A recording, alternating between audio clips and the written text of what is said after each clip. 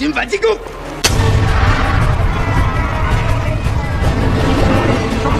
துணிந்து அவனை எதிர்த்தவர்கள் நிர்மூலமாக்கப்பட்டார்கள்.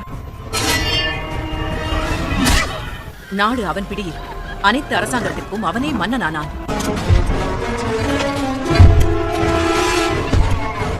அவர்களை கொண்டு சீன பெருஞ்சுவரை கட்டினான். பயனற்று இறந்துவிட்டவர்களை இந்த பெருஞ்சுவருக்கு அடியிலேயே புதைத்தான்.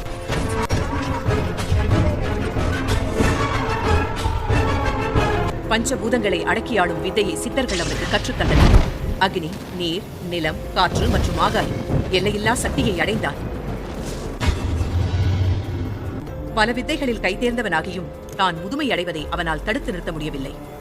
தனது கடைசி எதிரியான மரணத்தையும் அவன் வெல்ல நினைத்தான். சிரஞ்சீவியாக வாழும் ரகசியம் அறிந்த ஒரு சூனியக்காரியை பற்றி ஒரு நாள் அவன் கேள்விப்பட்டான். தனது நண்பனும் தளபதியுமான மிங்கை அனுப்பி அவளை கண்டுபிடித்து அழைத்து வரச் சொன்னான். அந்த சூனியக்காரியின் பெயர் ஜியுவான். தளபதி எதிர்பார்த்ததைப் போல் அவள் இல்லை. சீனாவுக்கு அப்பால் உள்ள டர்ஃபான் மண்டபத்தை நோக்கிச் சென்றார்கள். உலகத்தின் பழமை வாய்ந்த நூலகம் அங்கே இருந்தது. சிரஞ்சீவியாக வாழ தேவைப்படும் மந்திர நூல் அங்கே இருப்பது அவளுக்கு தெரியும்.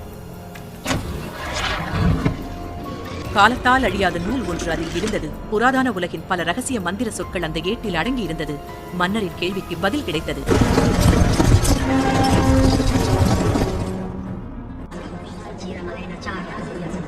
மன்னர் கற்றறியாத சமஸ்கிருத மொழியில் இருந்த அந்த மந்திர நூலை அவள் படித்தாள்.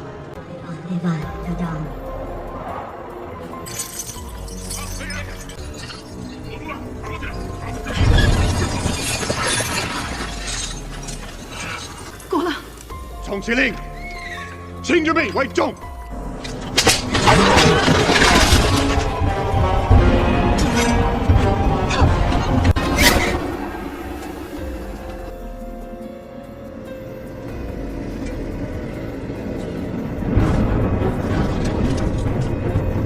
竟敢试探敌人，朱对阵做了什么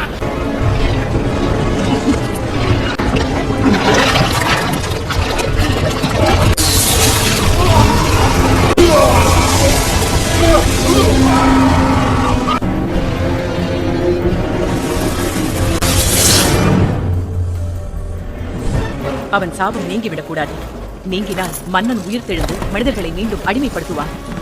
அந்த சூழ்நிலையில் நம்மை காப்பாற்ற உலகில் ஒருவரும் இருக்க மாட்டார்கள்.